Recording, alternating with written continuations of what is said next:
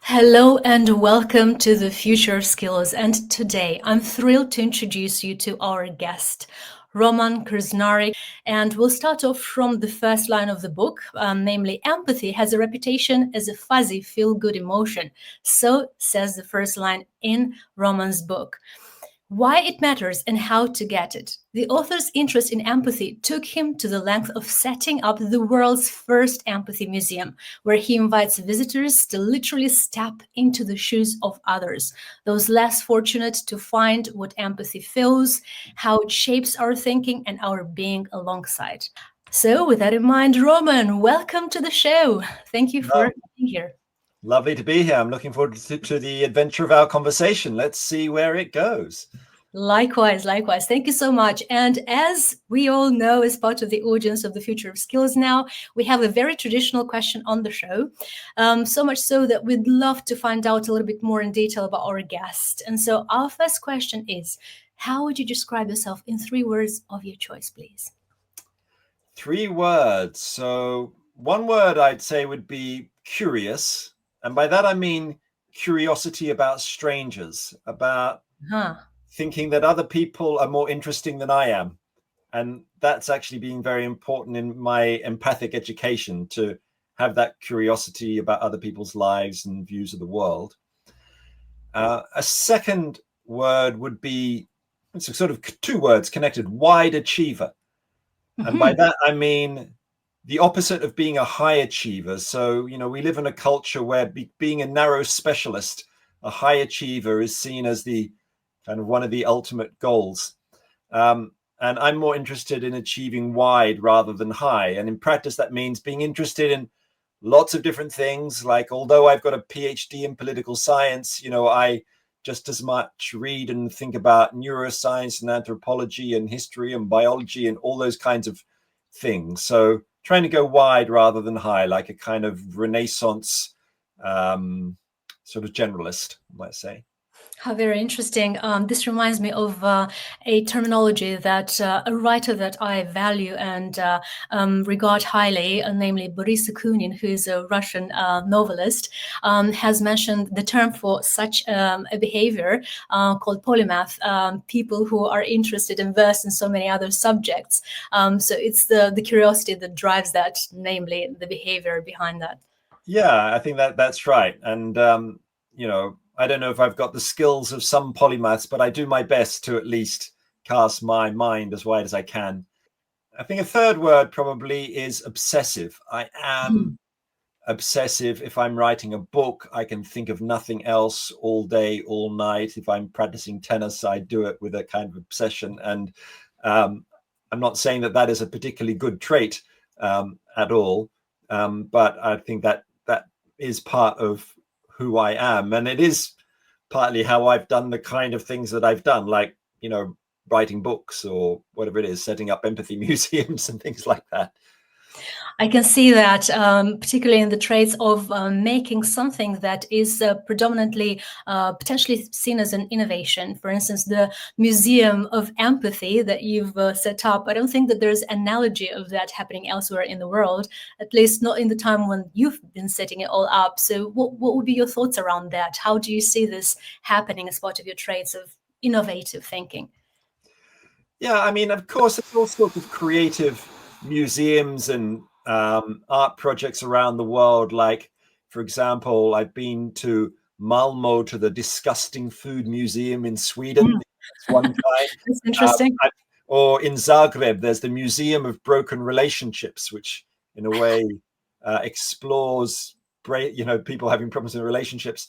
And, they're museum, even where I live in Oxford in the UK, there's a story museum. But the idea of the empathy museum, I think, emerged from somewhere different, which was about trying to give people an experience of what is it like to be another person from a different culture, generation, a different gender, or different background. And of course, we can never exactly experience what other people experience, but we've tried to create exhibits and experiences where people can walk in other people's shoes. And even though I founded it, it's run by proper artists. Its director is a great artist called Claire Patey. So now I really just sit on the board and direct it. But it's been around for about 10 years, and probably our best known exhibit, which can be found right this week at New York University in Manhattan, is called A Mile in My Shoes, and it's a gigantic shoebox that you can walk I'd love inside. to see it. Yeah, it looks like a shoebox, and you go in. It says "A Mile in My Shoes" on the outside, and you go in and you can wear a pair of shoes. You're fitted with a pair of shoes belonging to a stranger. It could be a Syrian refugee, or an indigenous ecological activist, or a Buddhist monk, or a flower seller. It could be anybody. And you can literally walk a mile in their actual shoes while listening to an audio narrative of them talking about their life in their words. So it's very simple. It's not fancy virtual reality or anything like that. It's very kind of analog, but it's very intimate. When you've got someone's shoes on and their voice in your head, because you're listening to an audio recording of them speaking in their words, you can feel very close and connected. And some of the stories are very funny. Some of them are very tragic. Some of them are very kind of unexpected. And that's the whole point about, in a way, this is about curiosity about strangers, that word curiosity, which I mentioned in the beginning. And here housed in a museum, which goes around the world and collects new shoes and stories wherever it goes. I love the concept. It's very innovative, I should say, because my next question to it, which you've already answered, in fact, was how do you make sure that the experience is immersive, in a sense that you can almost get yourself immersed into that story of the person that you've put the shoes on, just so you have a little bit more context around it. So on that note, the next question would be, what would you be hoping to achieve as part of, what type of emotions to trigger in a person who would experience such a trait? I think it's very hard to sort of quantify it and to say, I think what works best in this particular A Mile in My Shoes project, this art exhibit, which has been in like 15 different countries, and hundreds of thousands of people have done it, is what works best is the unexpected. So we don't go in thinking, okay, we're going to design this so people feel the great tragedy of being a refugee. Right? It doesn't, you might listen to the story of a refugee and they're talking about their obsession with football, Right. And it's exactly that which challenges your assumptions and prejudices. So it's not about getting people to experience particular emotions. I think it's really about getting people to expand beyond the self, and realize that their view of the world, well, my view of the world is not the only view of the world. Now, it so happens that I think hearing stories which trigger emotions can really connect you, but some of them they might make you laugh or they might make you cry. I think we need to work with, the whole landscape of human emotions. The important thing, though, I think, is to take a journey, though, outside yourself. I mean, if you think about your own life, Nadya, I mean, have you had experiences of empathy, of like stepping into someone else's shoes that have changed you, which have redirected your thinking or your life? Ooh, you put me in a position where I need to answer the question as opposed to the other way around. I love that. Thank you for asking. I believe that these experiences throughout life are so many. It's all the case of just having yourself being open to listen to these experiences as you pass along the life pathway, and just making sure that your ear is geared towards their experiences, and not just have a prejudice or a view, a preset before you open the ear, but literally just be open to hear from their perspective before you make a judgment on it. So that's my simplistic view on it, basically. Well, that's not simplistic at all. I mean, I think this is just how it works. I mean, I can think of moments in my own life where I've had like a conversation with a stranger which has totally challenged my prejudices. And there was this guy I used to walk past around the corner from where I live every day, this homeless guy. He'd be sitting on the street or talking to himself in a kind of crazy way, wearing no shoes in the snow, picking up cigarette butts. And I used to think I really have nothing in common with this person. And one day I did stop to speak to him. And it turned out, in fact, we had a lot in common. We both studied philosophy at Oxford University. We had a deep love of Nietzsche, Aristotle, and, pizza. So we developed a friendship based on that. But it was about, as you say, about a kind of openness to others, and an openness to what we share and sometimes what we don't. Wow, that's profound, I have to say. And the fact that you said yourself there could be so many similarities in the walks of life is just a case of trying to uncover, making sure that you are almost on the same frequency when having that conversation, right? But in terms of talking about the openness and the traits of listening to the other people's perspective, might I double check with you in terms of your own journey? Were there any particular mentors along the way that you have felt that have passed on to you certain behaviors and certain listening capabilities so that you took on later in life? One of them was a historian called Theodore Zeltin, and in the 1990s, he wrote a very beautiful book called An Intimate History of Humanity, which was a kind of history of the emotions of love and curiosity and friendship and all sorts of things. And I later worked with him at an organization called the Oxford Muse, spelled M-U-S-E, like the Muses of Greek mythology.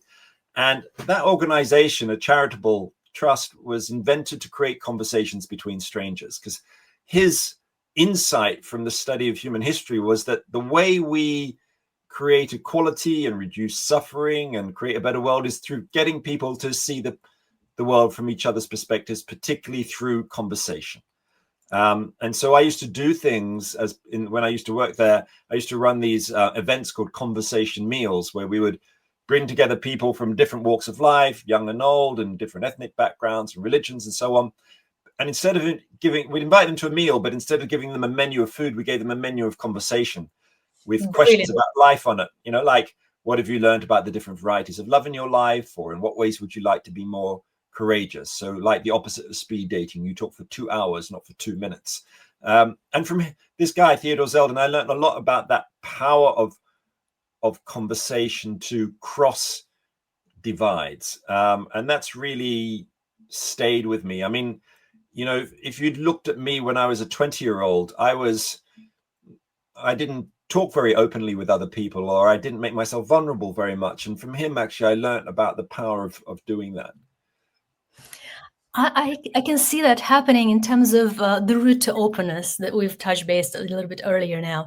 And it feels to me that when you're discussing and tapping a little bit more into the power conversation, that's where this potential realm uncovers itself, where you can learn more about one person or the other. But the fact that you've said that you had those meals, and instead of having the physical meals, you've served different topics for a conversation to unfold, I find it so fascinating. I wish that there were more clubs like that random people from various walks of life could turn into having those conversations and just literally enrich themselves through that matter a little bit more. Do you think that talking about these sort of occurrence in today's society, in how we raise our younger generations, do you feel that these initiatives might need to be a little bit more, having a little bit more of a frequency element to them? Or do you feel that we're not in the position where we're experiencing the crisis of communication yet?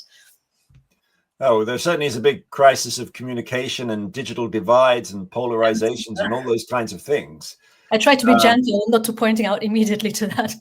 Yeah, I think the question is, how do we expand these kind of conversations, both in quality and quantity? How do we do this kind of thing at scale in a digital culture? And so I'm inspired by efforts to do this. So, for example, in Germany, there was a project which started about 6 or 7 years ago called Deutschland spricht, Germany talks, Germany speaks. And what they did, it was started by a newspaper, Die Zeit, the Times. And what they did is they put online a very basic sort of survey form. So you could fill it out and to identify what your basic political position was. And hundreds of thousands of people have taken part in this project. So people filled out this form. And what the newspaper did is, as part of this project, My Country Talks, or Germany Talks, is they matched people up with someone with opposite political views from themselves to have an online conversation on a very sort of basic kind of platform, where, on a particular day, maybe 10,000 people would all be matched up with a stranger with opposite views to talk about a theme like migration or maybe climate change, or maybe just to talk in general. And so, as I said, excuse me, hundreds of thousands of people have done this. And one of the amazing things is that on average, 90% of people of the pairs will speak for more than 1 hour. And about 30% of pairs will speak for more than 2 hours. So people get incredibly engaged.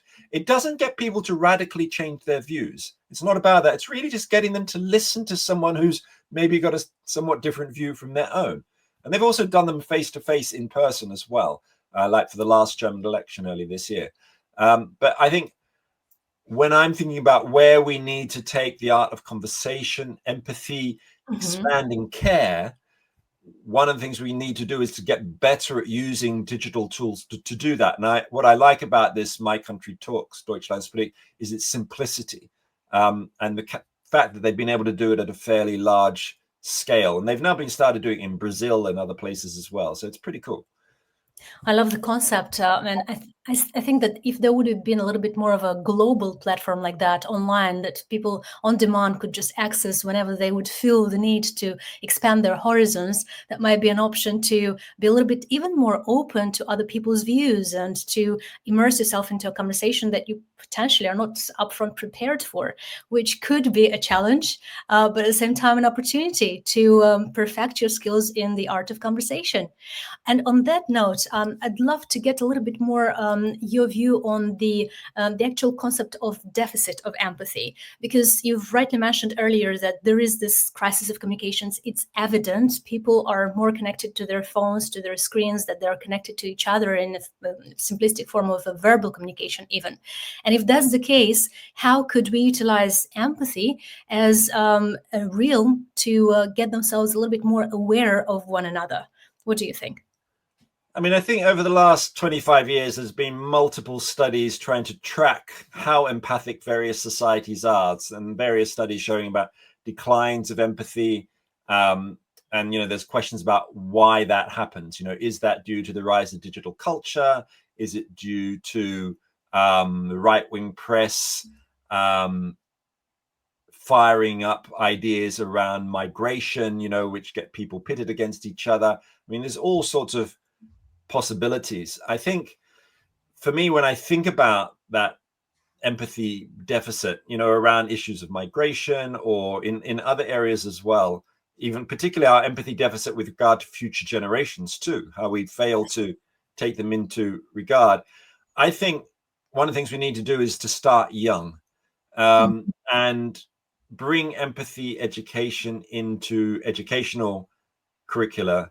And as you may know, as I write about in my book, Empathy, one of the projects I find most effective and inspiring is called Roots of Empathy, like the roots of a tree, which started in Canada in the 1990s. Over 1 million children have done this. And the way it works is that it's for kids aged between about 5 and 12. And what happens is that the kids in the classroom, they all stand in a circle, and the Roots of Empathy instructor comes along and they roll out a green mat, and then they put a live baby in the middle of the mat, and the baby's there with a parent as well. And the kids start talking about the baby. Why is she crying or laughing? Why is she suddenly looking up at the mother or father? They're trying to step into the baby's shoes. And this is a jumping off point for then talking about, well, what's it like not just to be that baby, but to be a child who's sleeping on the streets of Calcutta, or to be an asylum seeker who's just come from Syria, or to be someone from living 30 years in the future. It's all about a particular kind of empathy called perspective-taking empathy or cognitive empathy. It's very successful, this program, at creating cooperation and reducing conflict, but it particularly taps into this type of empathy, as I mentioned, cognitive empathy. Basically, if you open a psychology textbook, and this is really important to understand, you'll often see two kinds of empathy in there. The first page will talk about what's called affective empathy with an A, affective empathy or emotional empathy. That's where you share or mirror someone else's emotions. So if I see the anguish on the face of a child, and I too feel that anguish, that's what's called this emotional empathy or affective empathy. And the second kind of empathy is called cognitive or perspective-taking empathy. And that's about trying to really step into someone else's shoes and see the world from their perspective, someone with a different life history, different experiences from you. Now, obviously, these two things work together, but the one you can really teach well is the cognitive empathy, to try and say, well, what is it like to be that baby on the green mat? Or what is it like to be someone homeless sleeping out on the streets? And through the dance together of affective and cognitive empathy, we start expanding our circles of care, you know, and this is one of the keys to what it is all about. I love how you put it, to expand the circles of care. And it seems that on that note, empathy could become that collective value. If nurtured by many, it becomes so strong that it's absolutely hard to disregard. And with that in mind, I have a question regarding the younger generation to tap a little bit more into that. Namely, if your children were between 5 and 10, I know that they should be older than that now, but if they were of this age now, that we know that often reaching for a phone or a tablet is what they do these days. What would you want to teach them to nurture a thirst for feeling and for caring about others? Or do you think that we're on the verge of losing the battle for their attention? Well, of course, luckily, children aren't quite yet born with phones in their hands, but that Not is coming quite. soon. I mean, my kids, I've got twins who are 16, nearly 17, and my partner and I were incredibly strict with them about phone use. You know, just limiting, you know, how much when they got phones and how much they could use them and so on. But actually, the most important thing probably on a daily basis is the modeling of behavior as a parent. You know, Right. so we Give don't me a have. few tips. I'm a parent too. Yeah, I mean, we don't have phones in our bedroom. We don't have phones at the kitchen table, the dining table, or anything like that. And but of course, you know, it's not just about prohibiting children from things. It's about, in a way, showing them that there's something more interesting, like talking Right. to meeting interesting people, you know, for example, Yep. you know, that kind of thing. Now, that's very hard to kind of teach as a parent or in a school. But I think, you know, what's important, you know, my children go to the local government school, and one of the things I love about it, and I think they like about it too, is that there's people from many, many different social backgrounds, you know, and that's, I think, part of what we need. Because one of the things that, I mean, especially when it comes to creating tolerance in societies, is that you need to be around people who are different from yourself, you know, and this is what Can't agree cities, more. yeah, this is what cities tend to be good at. They're good at mixing. Basically, the bigger the city, you get an exponential increase in levels of empathy, tolerance, and respect, you know, because you mix with people who are of different backgrounds. So, I mean, I think all of that is essential, but definitely the phone is a difficult one. But, you know, just banning them isn't enough, though I do think they should be banned from schools. It's pretty obvious to me. And there are schools, to my knowledge, that do prohibit the use of phones certain times of the day, and then they release them once the study Yeah, has. my kids' school, they're now just starting this like a few weeks ago, this new academic year. They now have to put their phones basically in a kind of box when they get to school, and they can pick them up when they leave. It's And a it's distraction. yeah, yeah. Yeah, absolutely. And as a parent as well, I'm noticing that I'm almost competing for their attention when it comes to the use of devices, because to your point, they need to not have this example in front of them, and us sharing these devices in front of them is that temptation for them too. And on that note, I know that we've discussed the fact that empathy or teaching empathy in schools is going to be a great deal of help to the old generation that are coming forth, but also to us parents growing those younger generations. How that might happen, I don't know. Do you have a recipe of how this could be placed in schools? I mean, it's really hard because, of course, if you speak to school teachers, they say, look, the curriculum is already full enough and the governments keep changing what we need to teach and so on. I mean, over the last 15 years, there has been an expansion of what's sometimes called, you know, social and emotional learning, emotional intelligence learning, of which empathy is a part. But I see that as just the beginning. I think we need to expand our empathic circles in two directions, really. One of them is, as I mentioned a bit earlier, towards future generations. And we need to find ways of bringing that into education. How do we get young people today, and older people too, to step into the shoes of those who are not alive yet, but who are impacted by our actions. You know, how do we become good ancestors? I wrote a whole book about this, about how we can become better long-term thinkers and really try to inhabit the minds and the lives of those yet to come, but who are impacted by our actions when it comes to fossil fuel use or the dangerous technologies we develop and so on. So I think that's really important to bring into education. And I think the other thing is, how do we bring in bio-empathy? In other words, empathy for the more than human world. I was just reading the other day about beluga whales. Now, beluga whales are known to talk a lot. You know, they chatter a lot, and they've been recorded for years. But recent innovations in AI analysis of beluga communication has shown that when beluga whales meet, first they say their individual names, and then they say their clan name or their group name. Now, interesting.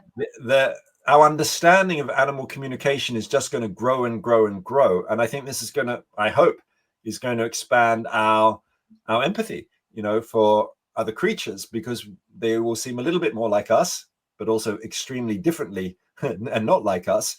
But this is an area where there's a massive empathy deficit around bio-empathic receptivity. And if we're going to do things like care about biodiversity loss and so on, and create a stable planet for ourselves and other species, then we need empathy in that realm as well. 100%, and I resonate fully with what you're saying around the fact that humans might not be the only ones having intelligence to use to communicate with other species, but it also could be the case of other species having that communication tool amongst them. It's more of a case of how would we understand, and potentially AI would be part of those realms to help us navigate through it.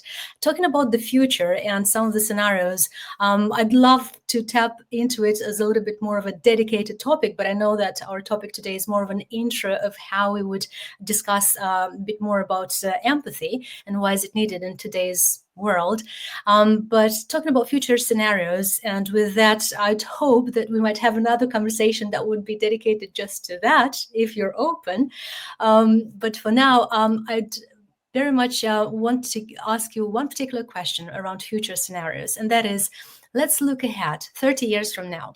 What would a truly empathic civilization look like in your thoughts at the moment? And what systems or structures would need to change first for that to happen? Conversely, what would our future species look like if, driven by technological ascent, we were constantly powered by data and performance, while empathy crisis deepened even further, altering our very sense of making us human? So just two scenarios. What would be your thoughts on them? So if I was looking 30 years from today at a kind of potential empathic society, what would I find? Well, as I walked through the streets of an empathic city, I would find the empathy shoe shop a mile in my shoes, one of those on every high street in every city where you could step into the shoes of strangers. I would find new empathic political positions, like in Wales, in reality today. They have a future generations commissioner whose job is to look at the impact of public policy up to 30 years ahead. So I would hope that cities and regions and countries would have future generations commissioners. That would be another thing. Maybe there would be places where you might go and talk to beluga whales. And as you watched them or went and saw them in the wild, you would see captions of what they were saying.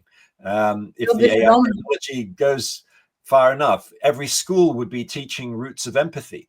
There would be, street conversations, once a month on local streets where people would put up wooden tables down the middle of their street and put out menus of conversation like the ones I've discussed earlier. So the thing about imagining the future is that the most effective way to do it is to use what already exists, to use the real utopias that are here, but maybe they're not occurring in the right place or at the right scale.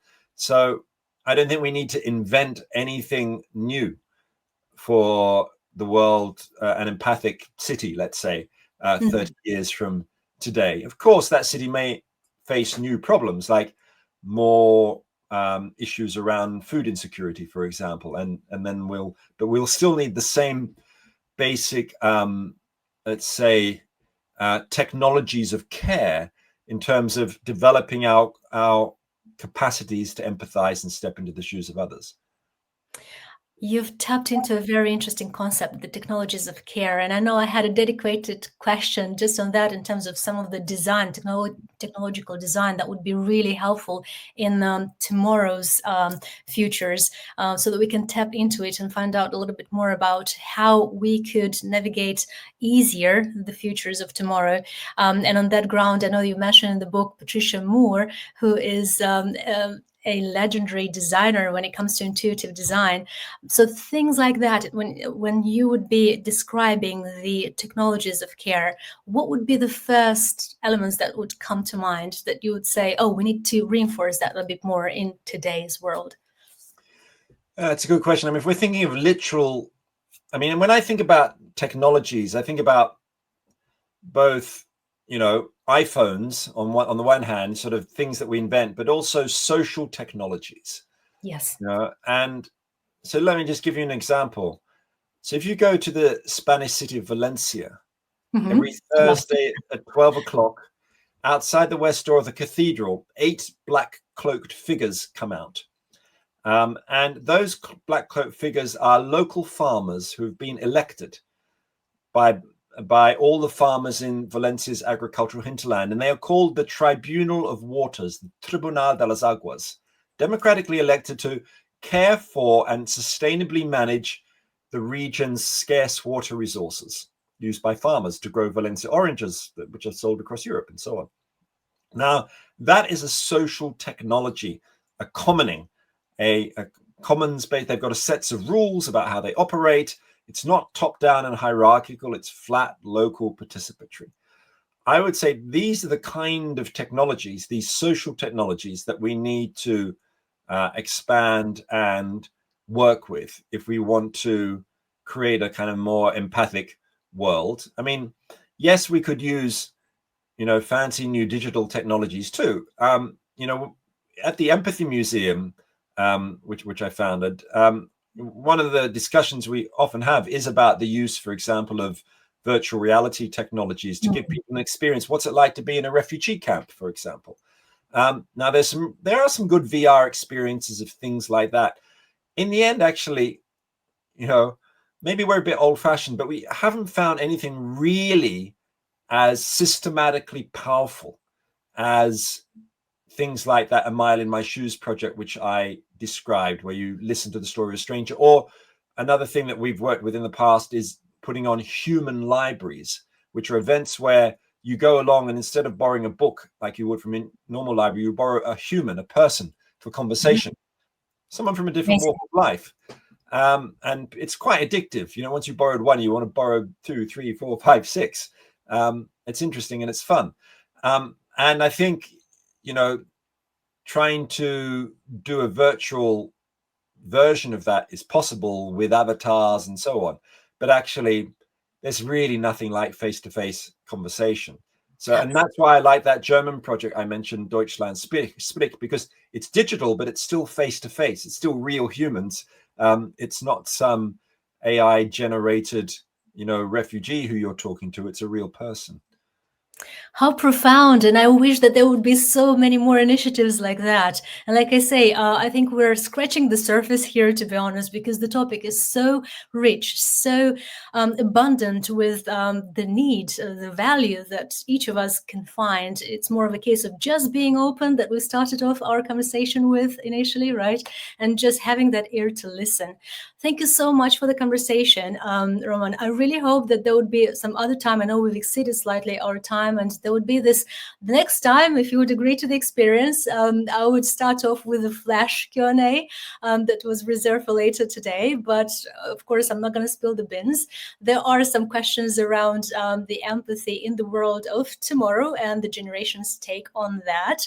So we'll leave it warm, right, for some other time. But for now, I'm very grateful for the experience, for the conversation, and for the gift of content. Thank you so much for this, Roman. Well, thank you. I've really enjoyed it, and it's got my brain buzzing. So let's continue another time. Likewise. Thank you.